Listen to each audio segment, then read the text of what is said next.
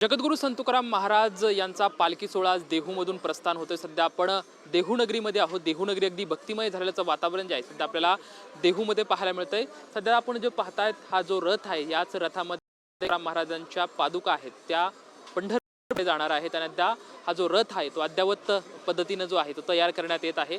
अगदी सीसीटीव्ही सुद्धा या रथामध्ये बसलेले आहेत आणि हजारो वारकरी खरं तर ज्ञानोबा तुकोबांच्या ज्या पालख्यामधून जे पादुका असतात त्या पादुकांचं दर्शन घेत असतात। सध्या हा नवीन रथ जो आहे तो अगदी चांदीचा मुलामा दिलेला हा रथ अगदी आकर्षक आहे ना। ते सजावटीचं काम अगदी युद्ध पातळीवरती सुरू असलेलं चित्र सध्या आपल्याला या ठिकाणी पाहायला मिळते। आज मंदिरातून प्रस्थान केल्याच्या नंतर संत तुकाराम महाराज पालखी असते ती इमानदार वाड्यामध्ये पहिला मुक्काम त्याचा असतो आणि आज बघू शकतोय की अगदी आकर्षक ही रथाची सजावट जी आहे ती या पद्धतीने सुरू असलेलं चित्र जे आहे आपल्या सध्याला पाहायला मिळते। अनेक वारकरी अगदी मनोभावी या ठिकाणी येत आहेत, रथाचं दर्शन घेतात। उद्यापासून इनामदार वाड्यातून पालखी जी आहे ते पुण्याच्या दिशेने मार्गस्थ होताना आपल्याला दिसेल। मात्र सध्या एकंदरीतच देहू नगरीमध्ये अगदी भक्तिमय वातावरण जे आहे ते सध्या झालेलं आपल्याला पाहायला मिळते।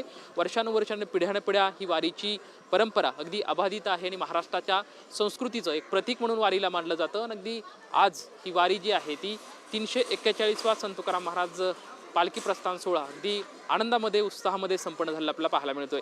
कॅमेरामॅन विकी चव्हाण सोबत लक्ष्मण जाधव, TVN मराठी, देहू।